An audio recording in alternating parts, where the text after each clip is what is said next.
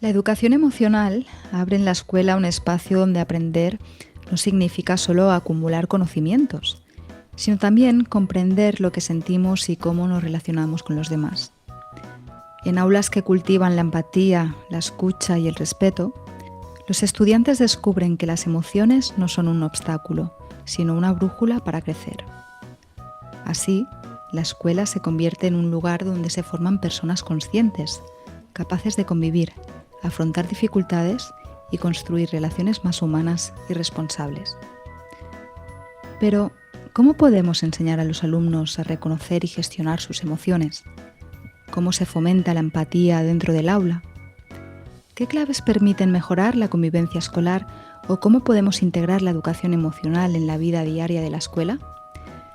Bien, pues para responder a estas y otras cuestiones tenemos con nosotros a Luis Efrián, licenciado en Pedagogía y Psicología, autor del modelo de inteligencia emocional EMORES y autor del libro Escuelas emocionalmente responsables, de la editorial Desclée de Brouwer.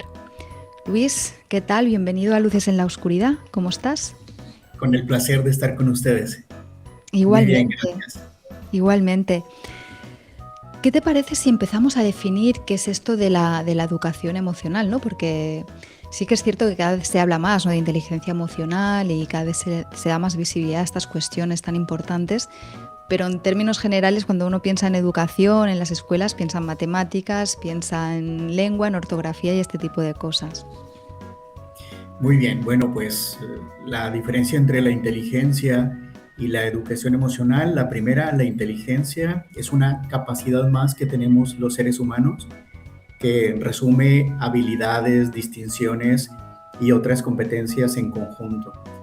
Y cuando hablamos de la educación emocional, hablamos propiamente de todo aquello que hacemos tanto en la escuela como en la casa para que un niño, un adolescente o un joven puedan desarrollar esas habilidades que hoy son tan importantes en el mundo en el que vivimos. Quizás siempre lo han sido, solo que no estaba el foco puesto en ellas.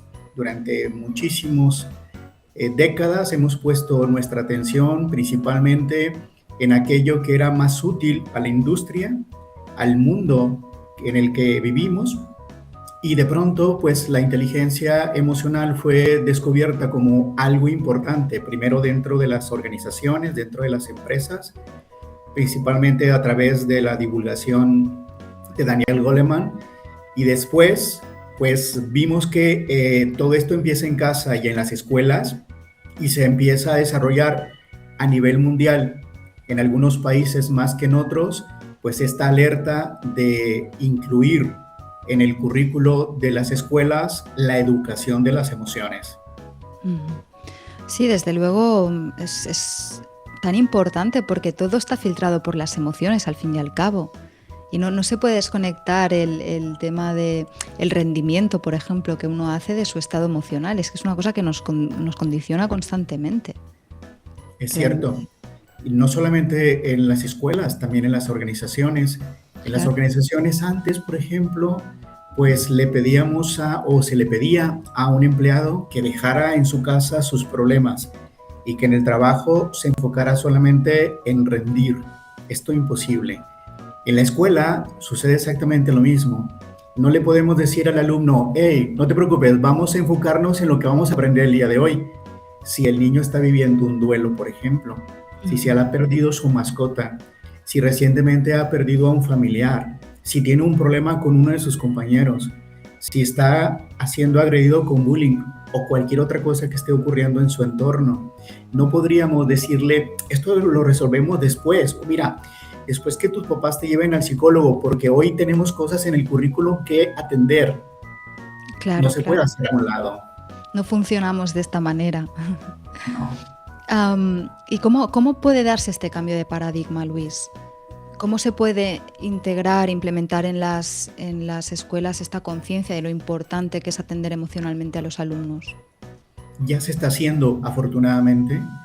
Es un Ujú. trabajo aproximadamente de un par de décadas en las que el país, España entre ellos, ha puesto la atención de la importancia de la educación emocional en las aulas.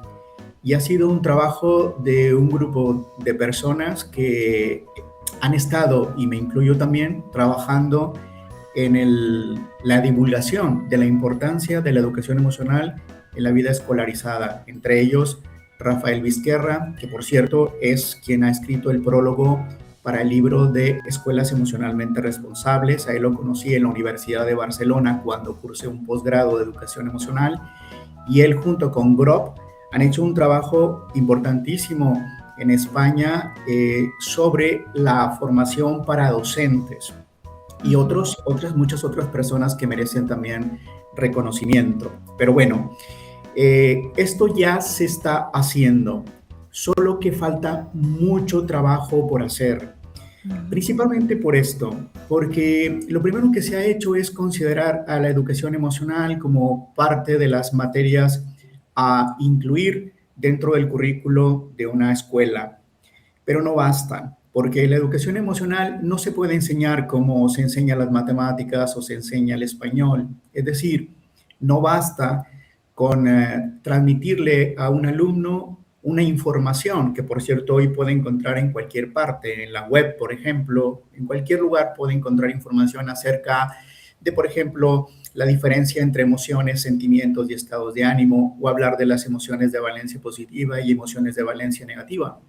Pero ¿de qué sirve que en una escuela les hablemos sobre información, más información de la que ya tiene? No, lo importante es que hagamos esfuerzos para que los padres de familia vivan la educación emocional, para que el docente viva la educación emocional, para que el alumno encuentre coherencia y congruencia cuando recibe el trato por parte de sus padres, o cómo ve que entre ellos se relacionan, o cómo se dirige el docente hacia él, cómo el docente gestiona la frustración ante su propio comportamiento del alumno. Es ahí el gran secreto de la educación emocional. Yo suelo decir que en la educación emocional no podemos mentir, a diferencia de cualquier otra materia, que el maestro puede responder lo que se le ocurra sobre lo que le pregunte un alumno. Y o sea, lo tomará como válido en ese momento, después lo validará, pero en ese momento lo toma como válido. Pero la educación emocional no, porque el alumno va a querer ver en el comportamiento diario de la casa, sus padres de familia y del profesorado en la escuela, eso a lo que llama educación emocional. Claro, al final esto se predica con el ejemplo y los niños, ¿no? Y los jóvenes entiendo que aprenden por imitación, ¿no? Entiendo que es un mecanismo súper importante en este aspecto.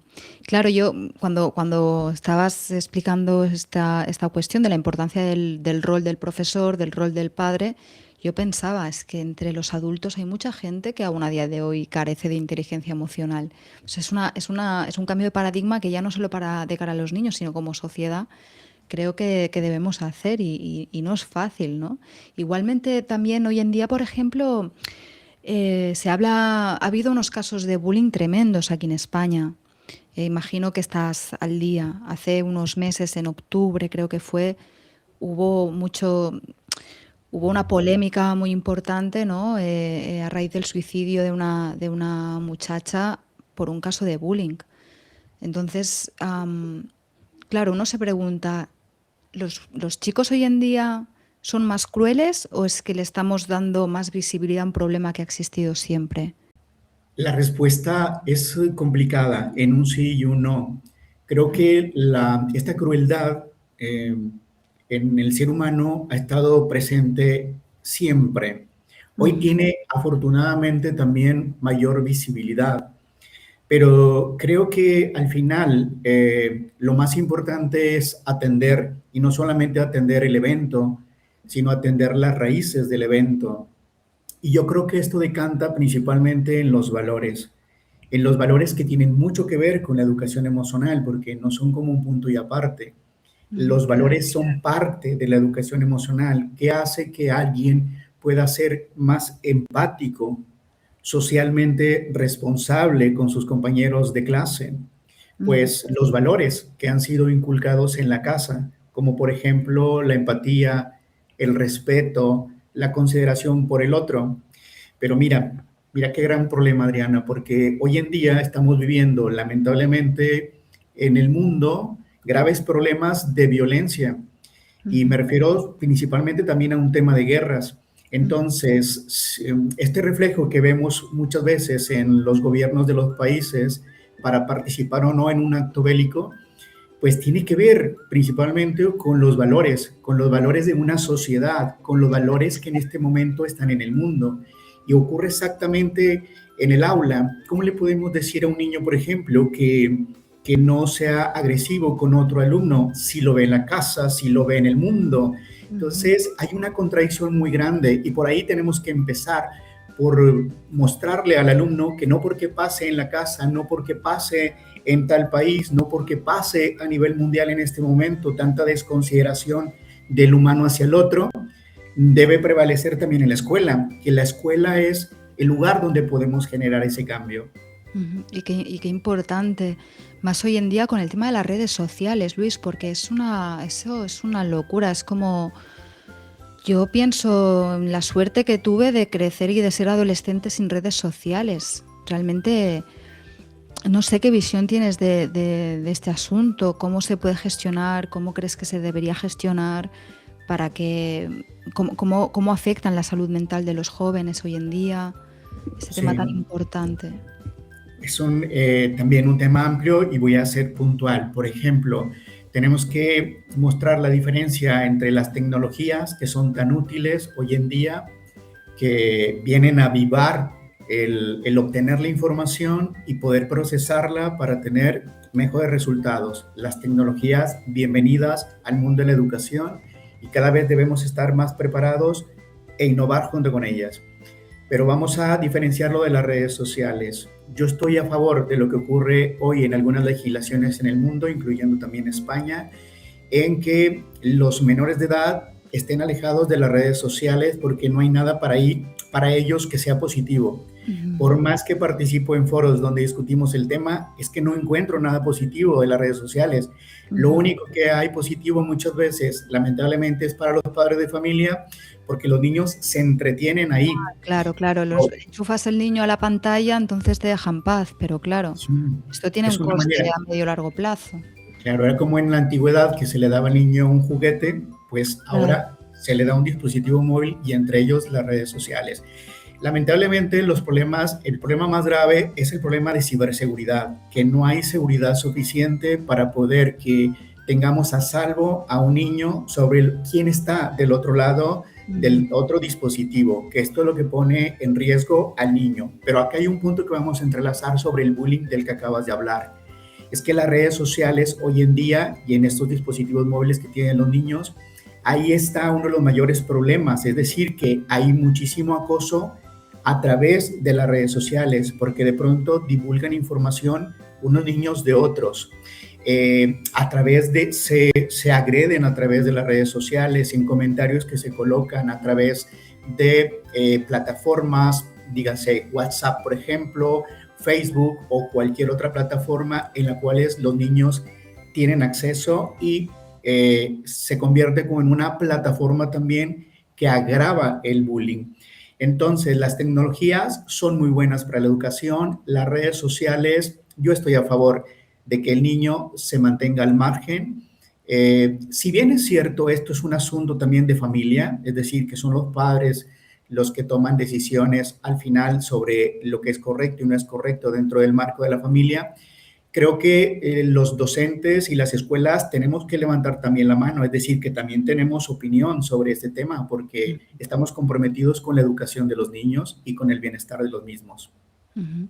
Luis, cuando antes mencionabas que existen estos debates en curso entre educadores y pedagogos, ¿realmente hay alguien que esgrime argumentos a favor de que los menores de edad puedan usar redes sociales o- Es que principalmente va en favor de la libertad.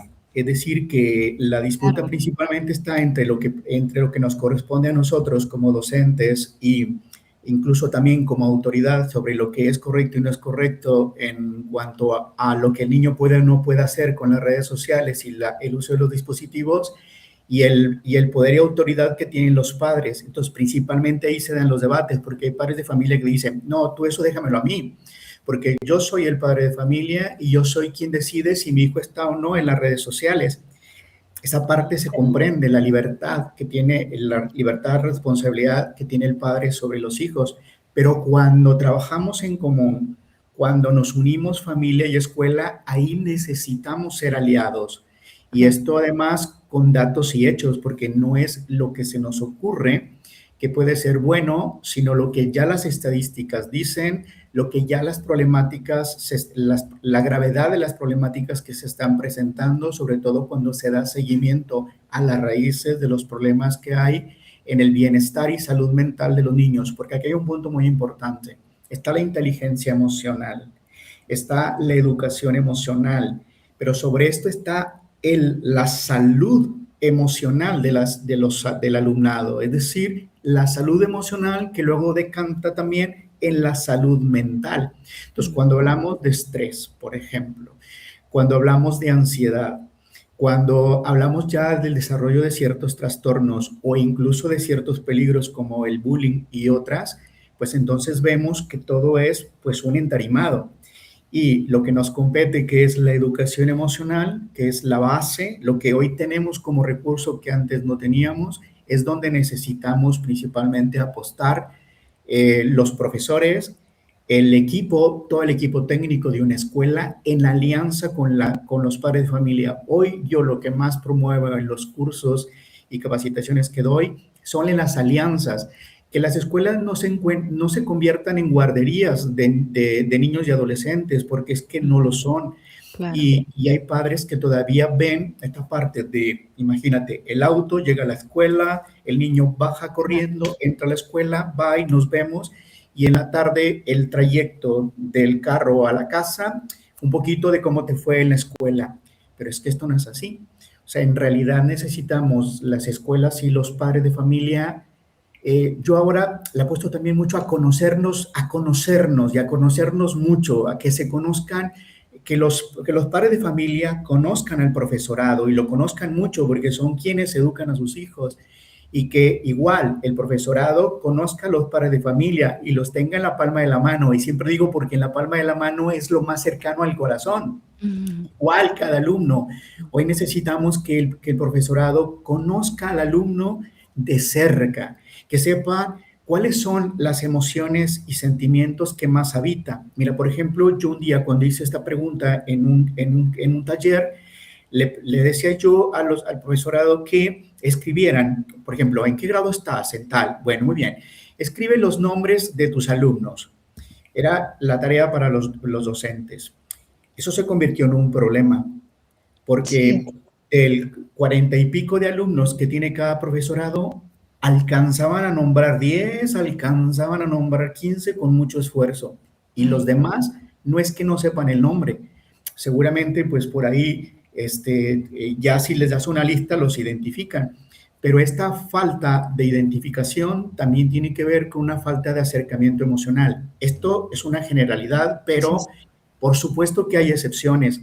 Hay docentes tan entregados al magisterio, al trabajo de la educación, que conocen también a sus alumnos, y sigo apostando que esto es muy importante. ¿Y sabes por qué? Porque cuando un alumno se siente identificado, es decir, sabe que no es invisible, sino visible a los ojos del docente, y además se sabe querido, se sabe respetado, al mismo tiempo se sabe apoyado. Y cuando identifica, por ejemplo, un elemento que está cercano al bullying, inmediatamente el alumno se acerca con el docente y se lo hace saber, porque se sabe amado, porque se sabe conocido, porque se sabe respetado por el docente, y encuentra en el docente a su principal aliado. Y esta es una de las maneras en las que podemos evitar el bullying. Mencioné una al principio, hace un rato, que eran los valores que fincamos en la casa. Y en la escuela no encuentro otro que sea más importante a que el alumno esté muy cerca del corazón del docente. Ojalá la mayoría de docentes tuvieran esta vocación, ¿no? Porque al final también es una cuestión de vocación. Ves que hay docentes que tienen mucha vocación y otros que no tanta. Y es la diferencia entre trabajo y vocación. Claro, yo creo que a pesar de que Yo creo que cuando uno trata con seres humanos, ¿no? Como también me viene a la cabeza las residencias de personas mayores, por mucho que no sea una cuestión vocacional, hay una responsabilidad a la hora de emocional, a la hora de trabajar con personas vulnerables o con niños o lo que sea, ¿no? No sé, tú entiendo que tienes esperanza de que pueda haber un cambio de paradigma a nivel general, porque hoy en día muchas personas tienen una mirada un tanto desesperanzada del mundo, ¿no? Porque vemos cómo van las cosas, que si las guerras, que las redes sociales, la polarización que hay, ¿no? Entre las personas a nivel político, a nivel de todo, que uno a veces dice, no sé a qué futuro nos estamos abocando, pero quizá una nota de esperanza sea bienvenida. Gracias, sí me sumo a ello. Ajá. Ese es el lugar en el que también coincido, porque cuando escribí Escuelas Emocionalmente Responsables, me pregunté qué podría decir en el libro que no se haya dicho y qué podría volver a decir.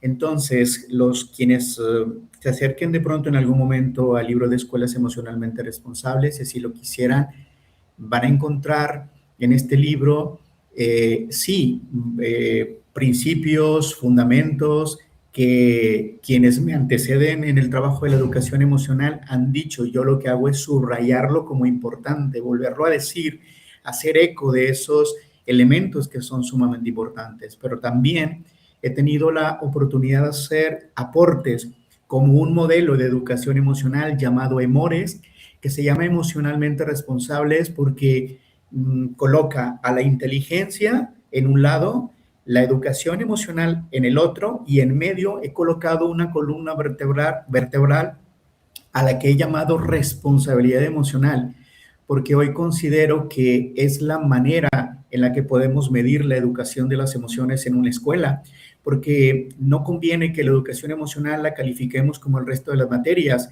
con un aprobado o no aprobado, o con un excelente o insuficiente, o con una calificación de 5 a 10. No, la educación emocional no se puede medir así.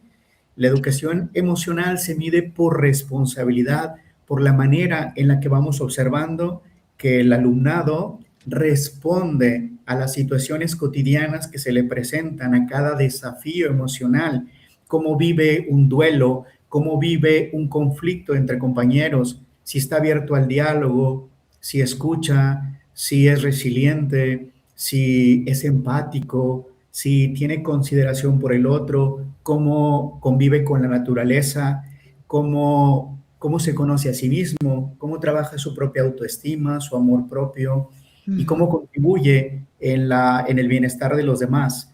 Es ahí, en esa observación que vamos teniendo del alumno, de uno, a diferencia del otro, cómo lo hace uno, cómo lo hace el otro, ahí vemos en esa respuesta el, el éxito que tenemos o el no éxito en cómo estamos educando emocionalmente.